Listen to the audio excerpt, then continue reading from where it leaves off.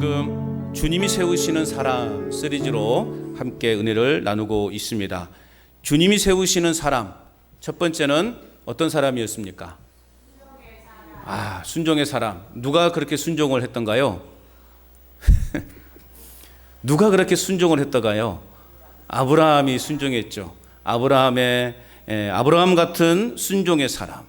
그리고 두 번째는 기도의 사람. 누가 그렇게 기도했던가요? 사무엘. 같이 아셔야죠. 제목만 이렇게 애우고 있어가지고 정작 누가 그랬는지는 잊어버리는. 우리는 지금 주님이 세우시는 사람, 어떤 사람을 주님이 세우셔 그런 삶을 사용하시는가? 아브라함처럼 순종의 사람을 우리 주님은 세우십니다. 그리고 사무엘처럼 기도의 사람을 주님은 세우셔서 하나님의 나라의 귀한 일을 맡기십니다. 그런 사람, 이제 오늘 세 번째, 주님이 세우시고 원하는 사람은 어떤 사람일까요? 어떤 사람이에요? 사랑의 사람입니다. 사랑의 사람. 하나님을 사랑하고 또 사람을 사랑하는 사람을 하나님은 간절히 찾고 계시고, 하나님은 그런 사람을 통해서 하나님 나라의 귀한 일을 맡기신다는 거예요.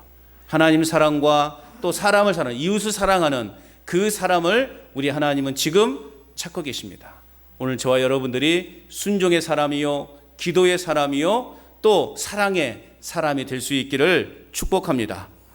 오늘 말씀은 하나님을 간절히 사랑하고 또 사람을 그렇게 뜨겁게 사랑한 한 사람, 우리의 민족을, 그의 민족의 백성들을 너무나 사랑하는 그 한 사람 예레미야를 오늘 우리 본문을 통해서 우리는 소개받고 있습니다. 도대체 이 예레미야는 어떤 사람이었을까? 주님이 세우시는 사람, 이 예레미야라고 하는 사람은 도대체 어떤 사람이었을까? 첫째는 하나님의 사랑에 붙들린 사람이었습니다. 따라서 합시다. 하나님의 사랑에 붙들린 사람. 오늘 예레미야는 하나님의 사랑에 붙들린 사람이었습니다. 예레미야가 선지자로 부름을 받은 시기가 언제냐? 남유다가 이제 멸망 직전에 있을 그때였습니다. 그렇기 때문에 이 예레미야의 입을 통해서 나오는 메시지가 보통 어떤 메시지였을까? 대부분이 심판에 관한 메시지였어요. 물론 그에게도 위로의 메시지가 담겨 있긴 했지만 대부분의 이 예레미야의 설교는 민족들의 죄에 대해서 책망하고 너희들이 회개해라, 이러한 메시지였단 말이에요. 너희가 회개하지 않으면 도끼로 뿌리를 자를 것이다. 너희들이 회개하지 않으면 멀리 던져버릴 것이다. 막 이러한 심판에 대한, 회개에 대한 그러한 내용들이 예레미야의 입에서 계속해서 선포되었다는 거예요. 그의 이러한 메시지는 결국 유대 민족주의자들로 하여금 이 분노를 촉발시켰습니다.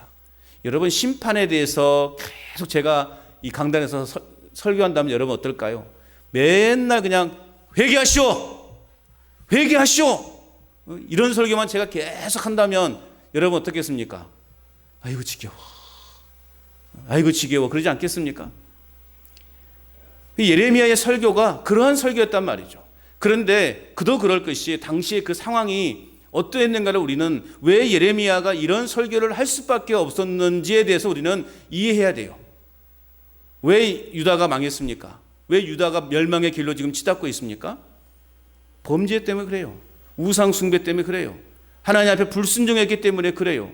그러니까 예레미야의 입장에서는 어떤 설교가 돼야 돼요? 너희가 하나님께로부터 심판을 받지 않으려면, 너희 우리 민족이 멸망을 당하지 않으려면 너희 회개해야 된다, 하나님께로 돌아와야 된다, 이런 메시지를 전하지 않겠냐고요. 오늘 이 시대를 바라보면서, 이 민족을 바라보면서 어쩌면 이 예레미야의 설교가 이 땅에 다시금 선포되어야 되는 그럴 때가 아닌가 싶습니다. 멸망으로 치닫고 있는 이 민족, 무엇이 공의와 정의가 사라져버리는 이 민족을 향해서, 또 열방을 향해서 오늘 우리가 선포해야 될 내용이 뭐냐? 회개하라. 하나님의 심판이 가까웠다. 회개하고 하나님을 믿으라. 주 예수 그리스도의 복음을 믿으라. 이 메시지가 강단을 통해서 계속해서 흘러나와야 되는 것이고, 또 세상을 향하여, 열방을 향하여 선포되어야 될 주제 말씀이 되어야 한다는 것입니다. 사람들은 예레미야가 전하는 이 심판의 메시지를요 싫어했어요. 이미 그들의 마음의 문이 닫혀버렸기 때문에, 영의 귀가 닫혀버렸기 때문에 이제 그들은 아무리 예레미야가 그냥 강력하게 회개의 메시지를 선포해도 듣지 않으려고 그래요. 마음에 담아두지 않으려고 그래요. 오늘 이 시대가 아닌가 싶습니다.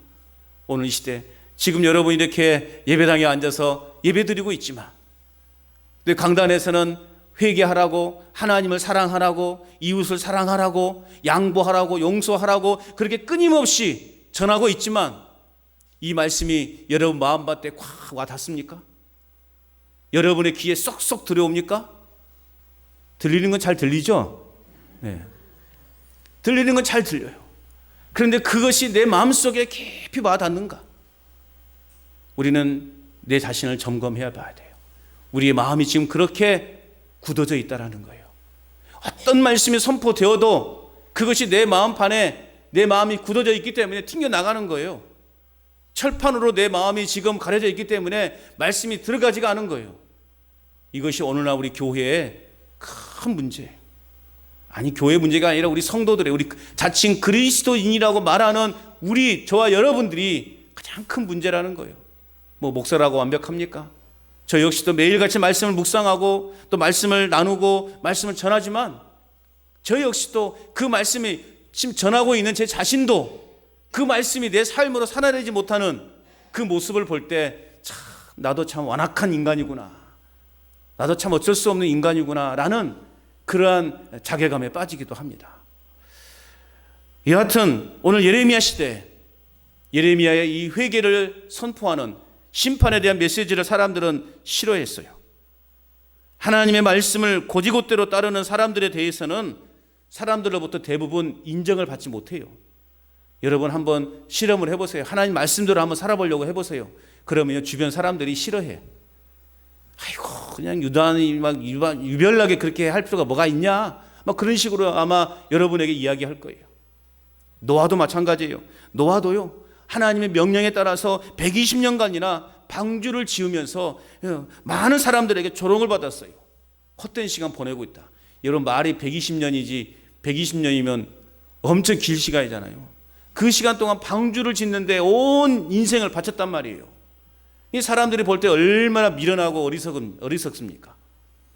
시간과 돈의 낭비라고 아마 노아는 빈축의 대상이 되었을 것입니다. 아브라함도 마찬가지예요. 아브라함도 하나님의 말씀 하나만 듣고 고향과 친척 아비의 집을 떠나서 하나님이 지시할 땅으로 가라라는 이 명령을 듣고 떠날 때 그의 친척들은 분명 이 아브라함을 정상적인 사람으로 보지 않았을 것입니다. 여러분, 하나님 말씀대로 우리가 바로 살려고 그러면 사람들로부터 좋은 인상을 받지 못해요.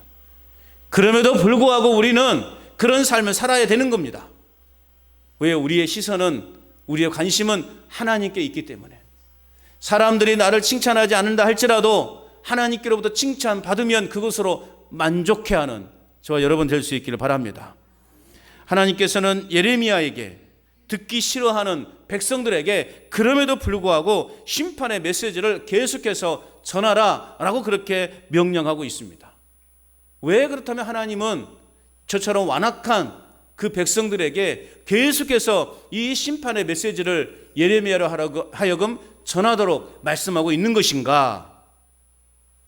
아직도 하나님은 비록 이 유다라고 하는 당신의 택한 민족, 그 백성들이 멸망 직전에 있지만 그럼에도 불구하고 나는 아직도 이 백성들을 버리지 않았다라고 하는 의도가 담겨져 있는 거예요.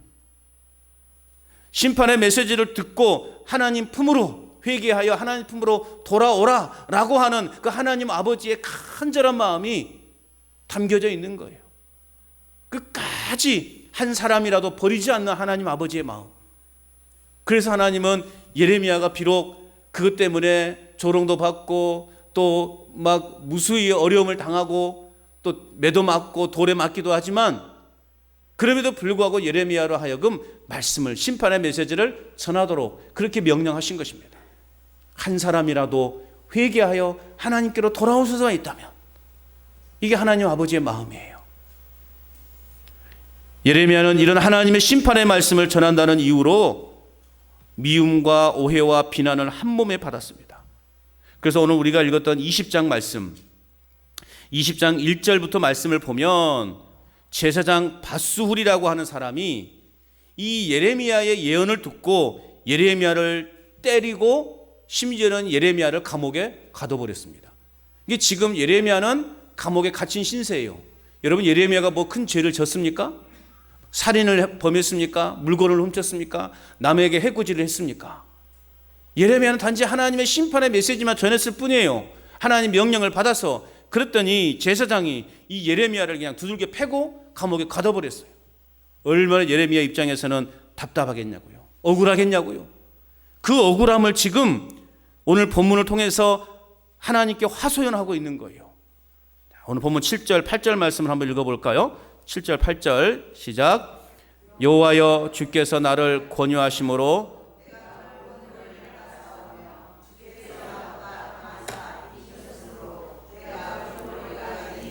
사람마다 종일토록 나를 조롱하나이다.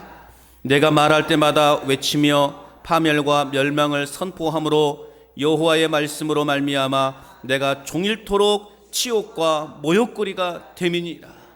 예레미야는 하나님의 명하신 대로 심판의 메시지가 담긴 말씀을 전했습니다. 그런데 예레미야는 이것 때문에 오늘 어떻게 표현하고 있어요? 종일토록 치욕과 모욕거리가 되고 있다라고 그렇게 고백하고 있는 것입니다. 예레미야는 하나님의 말씀을 태어나여 선포할 때마다 백성들의 회개와 구원을 바라며 간곡하게 그리고 처절한 심정으로 하나님의 말씀을 전했어요. 그러나 사람들은 그의 심정을 헤아리지 못하고 오히려 그의 말을 듣기를 싫어했다라는 거예요. 오늘 참으로 하나님이 세우신 이 강단에서 정말 피를 토하는 심정으로 오늘 이 땅에 진정한 백성들의 회개의 그 메시지를 선포하는 그러한 목사들이 얼마나 있을까? 그저 성도들이 듣기 좋은 말, 그저 성도들의 마음에 그저 이렇게 마음이 흡족하는 그러한 메시지만을 전하려고 하는 그런 강단, 변질되어 버린 강단. 정말 피를 토하는 심정으로 여러분 한 사람 한 사람이 회개해야만 여러분 구원받는다고 그렇게 강단에서 선포하는 목사들이 과연 얼마나 될까? 예레미야는 피를 토한 심정으로 백성들에게 하나님의 이 심판의 메시지를 전했어요. 그것 때문에 지금 이 예레미야는 종일토록 치욕과 모욕거리를 당하고 있다라는 것입니다. 그럼에도 사람들은 그의 심정을 헤아리지 못하고 오히려 그의 말을 듣기를 싫어했다라는 것입니다. 그의 부르짖음은 이를 듣기 싫어하고 혐오스러워하는 사람들에 의해서 치욕과 모욕거리가 되어서 그에게 되돌아왔다라는 것입니다. 예레미야가 큰 소리로 외치면 외칠수록 치욕과 모욕은 점점 더 확대되어서 그에게 되돌아왔다라는 거예요. 만약에 하나님이 저에게 예레미야처럼 이런 일을 시키고 제가 이런 일을 겪는다면 에이 더러워서 못하겠다. 그럴 수도 모르겠어요. 그런데 예레미야는 그러면 그럴수록 더 큰 소리로 더 힘을 다해서 더 간절함으로 하나님의 심판의 메시지를 전했습니다. 그러면 그럴수록 더 세상에는 강하게 그를 조롱해오고 비박해 왔습니다. 자, 그렇다면 생각해 보십시다. 그렇다면 예레미야는 이처럼 사람들로부터 종일토록 왜 모욕과 조롱과 비난과 모욕을 당해야만 했는가? 왜 이러한 모욕과 치욕을 겪으면서 또 심지어는 감옥에 갇혀 가면서까지 예레미야는 이 일을 포기할 수 없었는가? 왜 이처럼 미련하기 싫이 적당히 타협해 가면서 얼마든지 예레미야는 하나님의 말씀을 전할 수도 있었을 텐데 왜 이렇게 미련스럽게 이렇게 하나님의 말씀을 전했을까? 그것은 바로 하나님의 말씀 때문이에요. 하나님의 말씀 때문이고 또 하나님의 사랑 때문이에요.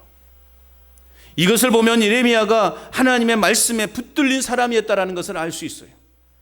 또한 예레미야는 하나님의 사랑의 포로가 되어 있다는 것을 우리는 알 수 있습니다. 욕을 먹어도, 미쳤다라는 소리를 들어도, 뺨을 맞아도, 억울하게 감옥에 갇혀도 여전히 하나님의 말씀과 하나님의 사랑에 사로잡혀서 예레미야는 말씀을 전했고 또 그러한 일들을 묵묵히 당해냈다는 것입니다. 예레미야 15장 16절 말씀, 자, 화면을 한번 보여주시고 함께 읽어보도록 하겠습니다. 예레미야 15장 16절 시작. 만군의 하나님 여호와시여, 나는 주의 이름으로 일컬음을 받는 자라. 내가 주의 말씀을 얻어 먹었사오니 주의 말씀은 내게 기쁨과 내 마음의 즐거움이오나. 할렐루야. 예레미야가 이렇게 행할 수밖에 없었던 것은 내가 주의 말씀을 얻어 먹었대요. 예레미야는 마치 음식을 먹듯이 주의 말씀을 내가 먹었다라고 그렇게 표현하고 있습니다. 이는 그가 하나님의 말씀을 완전히 자신의 것으로 받아들이고 또한 전적으로 그 말씀을 믿고 순종했다라는 것을 우리에게 보여주고 있는 것입니다. 이 말씀이 그에게는 참된 기쁨이요 그에게는 참된 즐거움이었다라는 것입니다. 오늘 저와 여러분도 이 하나님의 말씀이 여러분에게 참된 기쁨이요 참된 즐거움으로 다가올 수 있기를 축복합니다. 정말 우리가 하나님을 사랑하면, 정말 저와 여러분들이 하나님을 사랑한다면 그분의 말씀을 듣고 싶고 알고 싶어 하는 거예요. 여러분이 저를 사랑한다면 매주 말씀을 듣고 싶어 할 거예요. 그렇죠? 여러분이 저를 사랑하지 않는다면 듣기 싫죠. 내가 사랑하지 않는 사람의 말을 내가 뭐하러 듣겠냐고요. 오늘 이곳에서 이렇게 앉아 있으니 여러분의 사랑을 제가 확인했습니다. 이 바쁜 철에도 그래도 시간을 쪼개서 이렇게 하나님을 예배하는 자리에 와서 말씀을 듣는다는 것이, 이 부족한 총의 말씀을 듣는다는 것이 얼마나 귀한 것입니까? 감사합니다. 자, 시편의 말씀 한번 볼까요? 시편 119편 131절 시작. 내가 주의 계명들을 사모함으로 내가 입을 열고 헐떡였나이다. 할렐루야. 내가 주의 말씀을 사모함으로 내가 입을 열고 헐떡였대요. 여러분, 이런 심정으로 하나님 말씀을 접하고 있습니까? 우리가 키우는 이 몽실이가요, 새벽 되면은요 집 밥그릇을 막 발로 차고 난리가 나요. 와당창창 와당창창 와당창창. 아, 신기하대. 왜 그래요? 밥 달라고 지금 빈 그릇을 막 발로 차고 난리가 나요. 막 와당창창창 막 그냥. 그래서 밥을 주면은 막 꼬리가 부러질 정도로 꼬리를 치면서 그냥 이 밥을 달라고 그래요. 이 길고양이들은 어떤데요? 참 얘들은 뻔뻔스러워요. 오라 하면 오지도 않거든요. 그러면서 밥때가 되면요 막 야옹야옹해요. 밥 주라고. 너 왜 밥 안 주냐고 막 곧 달려들 것처럼 막 밥 주라고 그렇게 해요. 이 밥 하나 먹으려고 이렇게. 여러분 배 고프셔보셨어요? 한 며칠 굶으면 어떻게 됩니까? 막 헐떡거리지 않습니까? 밥 먹으려고. 하나님의 말씀을 이렇게 여러분 사모해 보셨냐고요. 주의 계명들을 사모함으로, 내가 하나님의 말씀을 사모함으로 내가 입을 열고 헐떡였나이다. 또 119편 148절 시작. 주의 말씀을 조용히 읊조리려고 내가 새벽녘에 눈을 떴나이다. 할렐루야. 여러분 새벽잠 없으시죠? 예, 새벽잠 없으시잖아요. 1시나 2시 되면 눈이 깨가지고 눈이 떠져가지고 뭐 합니까? 옛날에는 뭐 이렇게 콩 이렇게 안주 걷어내고 있고 또 뭔 일을 한다고 그렇게 그냥. 여러분 이제 여러분들은 뭐 해야 됩니까? 새벽 2시에 내가 잠이 깼다. 그러면 왜 이렇게 일찍 깼어요? 그러면 아이고 그냥 잠이 안 와. 그러지 마시고 뭐라고 해야 됩니까? 내가 조용히 말씀을 읊조리려고 내가 새벽에 눈을 떴습니다. 그렇게 고백하시길 바랍니다. 왜 아멘 소리가 시원치 않습니까? 네? 여러분 새벽 일찍 잠이 뛰어진 거 하나님의 은혜로 생각하시고 그냥 내가 그냥 잠이 없어 잠이 안 온다고 그렇게 불평하지 마시고, 아, 하나님이 조용히 이 새벽에 하나님의 말씀을 묵상하라고, 하나님의 말씀을 읊조리라고 내 눈을 떠 주셨구나. 그래서 여러분 다른 일을 하지 마시고 동이 틀 때까지 뭐 해요? 성경 읽으시라고요. 할렐루야. 제가 지켜봅니다. 불시에 새벽에 집을 방문할 겁니다. 뭐 하고 있는가? 여러분, 오늘 이 시편의 이 기자처럼 내가 말씀을 읊조리려고 조용한 시간에 아무 소리도 들리지 않는 그 시간에 내가 조용히 하나님의 말씀을 묵상하려고 새벽녘에 눈을 떴나이다. 오늘 저와 여러분의 고백이 될 수 있기를 바랍니다. 예레미야는 이처럼 하나님 말씀을 사모했고요, 하나님 말씀을 신뢰했습니다. 그래서 하나님이 말씀하시니 내가 너희에게 전하지 않을 수가 없다라는 거예요. 나에게 해로운 일이 닥치고 뺨을 맞는 그 순간에도, 모욕을 당하는 그 순간에도, 치욕을 당하는 그 순간에도 나는 하나님의 말씀을 믿기 때문에 이 말씀을 전하지 않을 수 없다라고 그렇게 당당하게 외치고 있는 것입니다. 여러분, 우리가 잘 아는 개그우먼 중에 조혜련 씨라고 있습니다. 조혜련 씨 혹시 아세요? 막 이상하게 춤추는 사람 있잖아요. 그 사람이 지금은요 집사예요. 처음에 주변의 연예인들로부터 이렇게 많은 전도를 받았다고 해요. 새벽마다 내가 너를 위해서 기도하고 있다라고 그렇게 말하면 그 선배 개그우먼에게 뭐라고 말했냐면, 언니 그런 고생하지 말고 그 기도 제목에서 내 이름을 빼달라고, 그렇게 할 정도로 굉장히 부정적이었다고 합니다.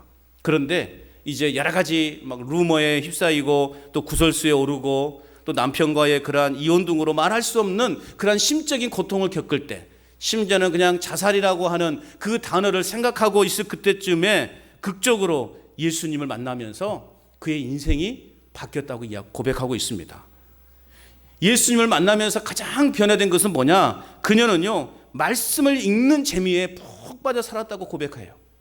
그래서 스케줄이 없는 날에는 무려 7, 8시간 동안 성경만 읽고 있는 그럴 때도 있었다고 합니다. 그리고 성경이 너무나 재미있고 달콤해서요 하루 종일 그냥 성경만 읽고 있으면 좋겠다라고 그렇게 말할 정도였어요.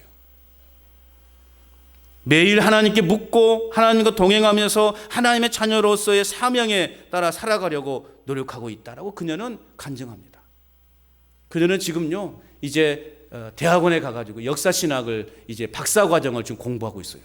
그래서 여러분 혹시 가끔씩 이렇게 기독교 TV를 보면 이 조혜린 씨가요 성경을 가르치는 그 프로를 가끔씩 볼 수 있을 거예요. 그러면요, 야 정말 잘 가르쳐요. 저희가 봐도요 정말 요약해서 그냥 아주 재미있게 성경을 잘 풀어가더라고요. 왜 이런 일이 가능했습니까? 하나님의 말씀이에요. 그래서 어떠한 그 역사 신학을 전공하면서 박사과정을 공부하면서 이제 성경에 대해서 성경의 그 역사적인 그러한 관점에서도 아주 잘 이야기하는 것을 보면, 야 하나님의 말씀이 저렇게 위대하구나. 여러분, 말씀은 결국 우리의 심령에 불을 붙여줍니다. 말씀이 우리의 불쏘시개가 되어야 됩니다. 말씀에 붙들려 사는 것이 바로 우리가 주님을 진실로 사랑한다 라고 말할 수 있는 것입니다. 여러분, 주님을 사랑하십니까? 주님을 진짜 사랑하십니까? 그럼 말씀을 매일같이 읽으십니까? 안 읽어도 일단은 아멘 해야 돼. 창피하니까. 내가 주님을 사랑한다라고 말하면서도 그 말씀을 듣기를 싫어한다면 그건 진짜 사랑이 아니죠. 우리는 좋아하는, 예전에 여러분 우리 어머니들은 아버지들은 뭐 그런 연애 시간이 많이 없었겠죠. 그냥 결혼해 그러니까 결혼한 그런 분이 대부분이시잖아요. 그죠? 지금처럼 전화기가 있었습니까? 뭐가 있었겠습니까? 지금 젊은 애들 보십시오. 제 조카 이제 중학생인데 지난번에 한번 놀러 왔는데 한 몇 시간, 2-3시간을 통화하더만요. 누구냐 했더니 여친이 생겼대. 그 꼬맹이도 그 시간 동안 전화를 붙들고 있는 거예요. 좋아하니까. 그렇지 않습니까, 여러분? 여러분 자녀들에게 물어보세요. 야, 너 결혼하기 전에 네 마누라랑 연애할 때 얼마나 통화했냐? 얼마나 이야기했냐? 저도 그랬으니까. 하루라도 더 그 목소리를 듣고 싶고 더 길게 목소리를 듣고 싶은 마음 아니겠습니까? 이게 내가 당신을 사랑하고 있다고 하는 증거 아니겠습니까? 여러분, 주님을 사랑하십니까? 하나님 말씀을 듣기를 즐겨하시길 바랍니다. 그것이 여러분 내가 주님을 사랑하고 있다고 하는 증거예요. 말씀에 붙들려 살아가시기를 바랍니다. 하나님의 사랑에 붙들려 살아가시기를 주의 이름으로 축원합니다. 예레미야는 그래서 하나님의 사랑에 붙들렸고 말씀에 붙들린 삶을 살았습니다. 또한 주님이 세우신 사람 예레미야는 어떤 사람이었습니까? 둘째는요, 영혼을 뜨겁게 사랑하는 사람이었습니다. 따라서 합시다. 영혼을 뜨겁게 사랑하는 사람. 예레미야는 영혼을 뜨겁게 사랑하는 사람이었어요. 오늘 보면 9절 말씀 같이 한번 읽어봅니다. 9절 같이 읽어보겠습니다. 쭉 뒤로 넘겨주시고, 뒤로 넘겨주세요. 앞으로 9절 시작. 내가 다시는 여호와를 선포하지 아니하며 그의 이름으로 말하지 아니하리라 하면 나의 마음이 불붙는 것 같아서 골수에 사무치니 답답하여 견딜 수 없나이다. 아멘. 내가 다시는 여호와를 선포하지 아니하며 내가 그의 이름으로 말하지 아니하리라 하면 내 마음이 불붙는 것 같아서 골수에 사무치니 답답하여 견딜 수 없다. 여러분, 무엇으로 이처럼 예레미야의 마음을 불붙게 했을까? 무엇이 이렇게 예레미야의 마음을 답답하게 만들었을까? 바로 하나님의 말씀이에요. 하나님의 사랑이에요. 자신이 받은 하나님의 말씀이 너무나 확실하기 때문에 비록 지금 예레미야는 감옥에 갇혀있는 신세이지만 내가 그럼에도 불구하고 내가 이 하나님의 말씀을 선포하지 아니하면, 그 이름으로 말하지 아니하면 내 마음이 불붙는 것 같아서 내 골수에 사무치니 내가 답답하여 견딜 수 없겠다라고 그렇게 고백하고 있는 것입니다. 여러분, 우리가 전도를 하다 보면 자존심을 상하게 하는 사람들이 많이 있어요. 또 내가 뭐가 아쉬워서 내가 이런 수모를 당해야 하나 자괴감이 들 때도 있습니다. 그럴 때마다 저로 하여금 다시 일어설 수 있도록 해주었던 것이 바로 하나님의 말씀이었던 거예요. 예레미야는 더 이상 이런 일을 하지 않겠다라고 되뇌었지만 그 내면 깊숙한 데에서 하나님을 향한 그 열심과 또 동족의 그 암담한 미래의 그러한 참상으로 인해 염려와 고통이 불처럼 그의 마음속에 이글거리고 있었다라는 것입니다. 자신의 동포가 하나님의 진노 아래 멸망당하는 것을 알고도 침묵하여 견딜 수 없었다라는 거예요. 우리 민족이, 내 민족이 이제 곧 멸망할 텐데 이렇게 멸망하도록 그냥 내가 내버려둘 수 있는가? 내가 하나님의 말씀을 받은 자인데. 예레미야는 멈출 수가 없었던 거예요. 오늘 우리도 복음의 진리 안에서 살지 못하고 영원한 멸망의 자리로 나아가는 우리 주변의 사람들을 보면서 그들을 긍휼히 여기는 그러한 사랑의 마음으로 불타올라야 됩니다. 지옥으로 향해 가고 있는 우리 주변의 사람들을 보면서 긍휼의 마음으로 불타올라야 돼요. 예레미야는 눈물의 선지자라는 별명이 붙을 정도로 그 나라의 장래를 위해서 눈물을 흘렸던 선지자였어요. 예레미야 9장 1절 말씀에 보면 어찌하면 내 머리는 물이 되고 내 눈은 눈물의 근원이 되어 죽음을 당한 딸 내 백성을 위하여 주야로 울리로다. 내 머리는 물이 되고 내 눈은 눈물 근원이 되었고 죽음 당한 딸을 내 백성을 위하여 주야로 울리로다. 어떻게 하면 내 머리가 물이 되고 어떻게 하면 내 눈이 눈물의 근원이 됐고 그래서 내 딸 백성을 위하여 주야로 내가 그렇게 울 것이다. 예레미야는 고백하고 있는 거예요. 사도 바울도요, 영혼 구원을 위해서 이런 고백과 결단을 합니다. 고린도전서 9장 16절 말씀에 보면 내가 복음을 전할지라도 자랑할 것이 없으면 내가 부득불 할 일입니다. 만일 복음을 전하지 아니하면 내게 화가 있을 것이다. 바울이 이렇게 고백했어요. 내가 복음을 전하지 아니하면 내게 화가 있을 것이다. 바울의 마음에 영혼을 향한 뜨거운 사랑이 넘쳐나서 전하지 않을 수 없었다라는 것입니다. 오늘 우리 모두에게도 예레미야와 같이 바울과 같이 영혼을 향한 이 불붙는 것과 같은 복음의 열정을 가지고 살아갈 수 있기를 주님의 이름으로 축복합니다. 영혼 구원에 대한 열정을 갖고 살아가는 사람, 이 사람이 바로 주님이 원하시는 사람이에요. 주님이 세우신 사람이라는 거예요. 네팔에서 사역하는 한국인 선교사 부부의 이야기입니다. 어느 추운 날 인근 마을에 이제 전도를 하기 위해서 이 부부 선교사가 이제 나갔어요. 몇 시간 이제 그곳에서 전도하고 집으로 되돌아와 보니까 그 집이 불이 나서 완전히 전소가 되어버렸어요. 이 부부는 털썩 그 자리에 주저앉았어요. 왜냐하면 그 집안에 두 아이가 있었거든요.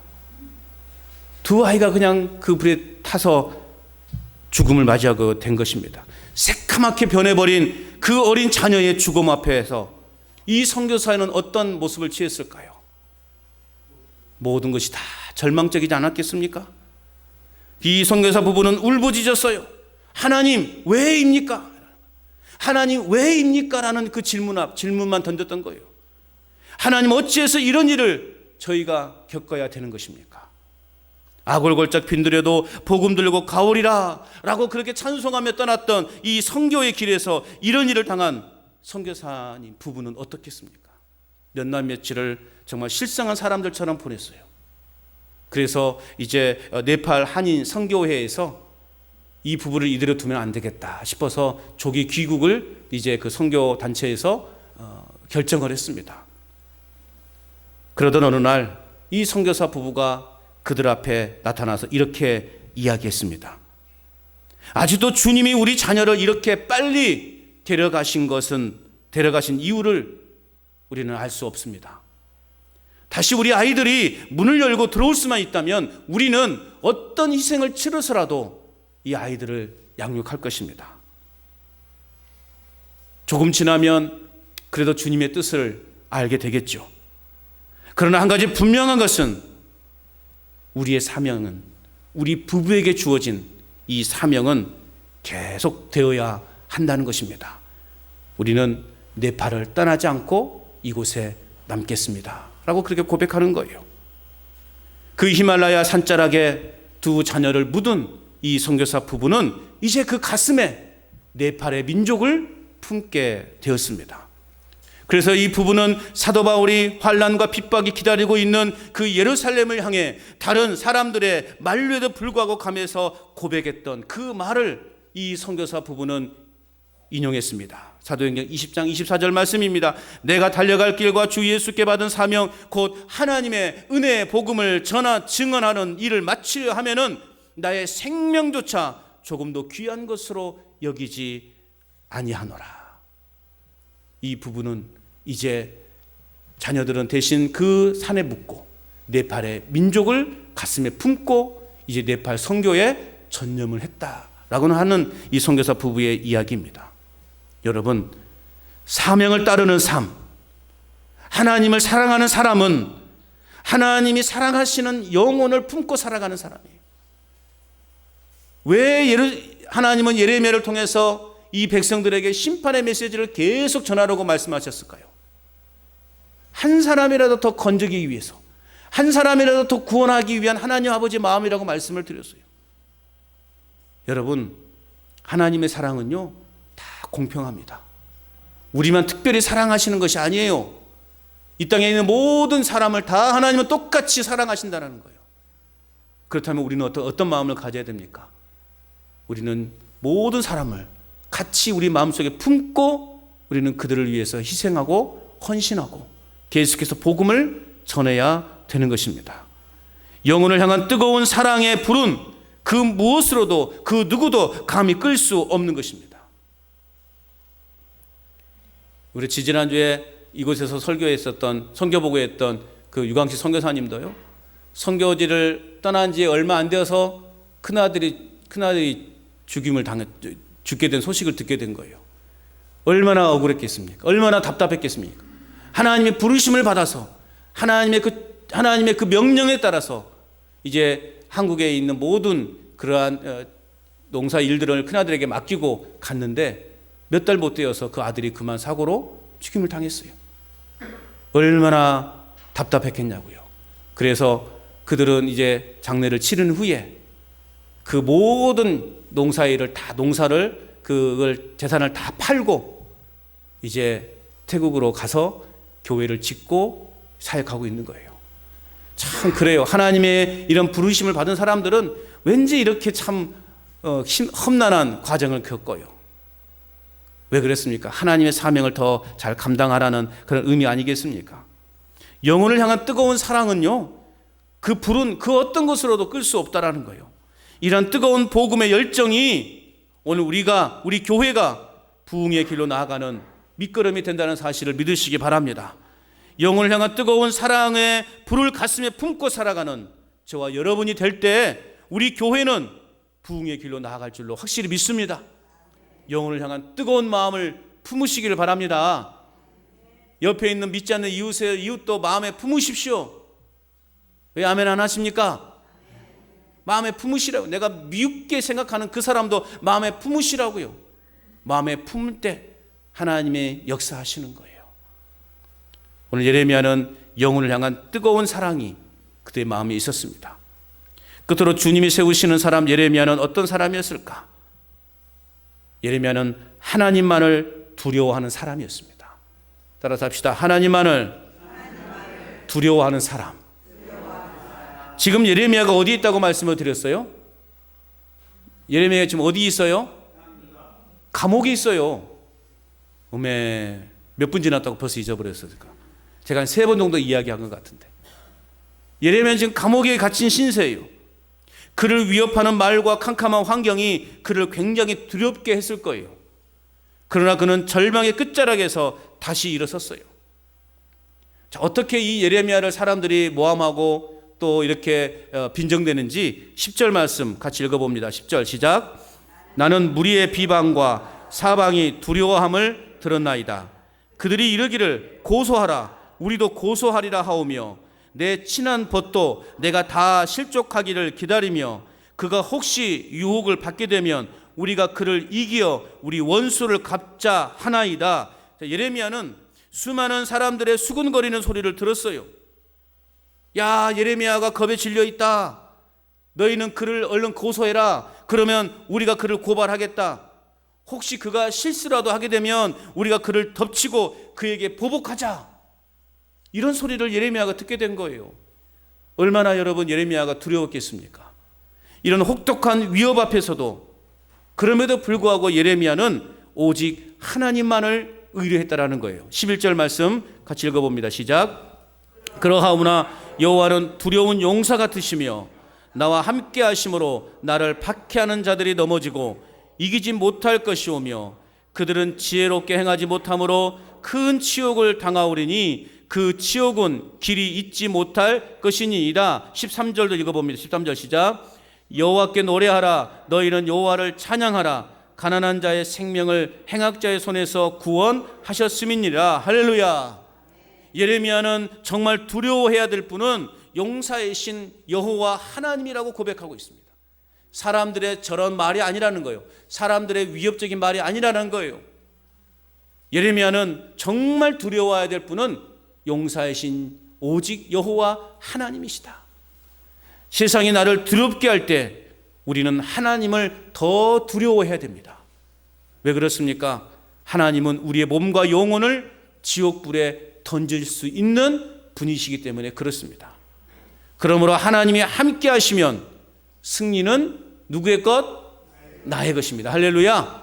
승리는 내 것일세. 승리는 내 것일세. 할렐루야. 승리는 누구의 것이라고요? 나의 것이 나의 것. 여러분, 하나님의 그 사랑에 눈이 멀어야 됩니다. 사랑에 눈이 먼 사람들은요, 행복합니다. 그 꿈이 영원히 깨어지지 않기를 바랄 것입니다. 오늘 저와 여러분도 하나님의 사랑에 눈먼 자들이 되시기 바랍니다. 그러므로 하나님과 연애하시면서 우리는 하나님께 눈먼 사람처럼 살아가야 되는 거예요. 주님과의 사랑에 빠진 사람은 고통의 현실도 고통으로 보이지 않는 거예요. 왜요? 주님이 나와 함께 하시기 때문에. 나에게 핍박이 있고 또 나에게 이렇게 해꾸지 않은 사람이 있다 할지라도 우리가 두려워하지 않는 것은 하나님은 능히 그들보다 더 능력이 많으신 분이기 때문에 그렇다는 거예요. 주님과의 사귐, 또 말씀과의 교제, 그 사랑에 빠지면 사람의 말과 시선에 우리는 영향을 받지 않고 살아갈 수 있습니다. 여러분, 왜 우리가 전도가 부담스럽고 전도하는 것이 힘들까요? 사람들의 시선이 의식되기 때문에 그래요. 우리가 정말 하나님의 사랑에 푹 빠져 있으면요, 하나님의 말씀에 푹 빠져 있으면요, 이것을 전하지 않고서는 견딜 수 없느라고 예레미야 고백처럼 그렇게 고백할 수밖에 없는 거예요. 우리가 아직도 하나님의 사랑에 덜 빠져 있어요. 우리는 아직도 하나님의 말씀에요 덜 빠져 있어요. 그러니까 우리가 교회 나오라는 말도 하기도 참 힘들고 어렵게 느껴지는 거예요. 여러분, 그런데요, 한번 시작되면 괜찮습니다. 담대해지는 거예요. 여러분, 하나님의 사랑에 푹 빠져 사기를 바랍니다. 하나님의 말씀에 푹 빠져서 살아가시기를 바랍니다.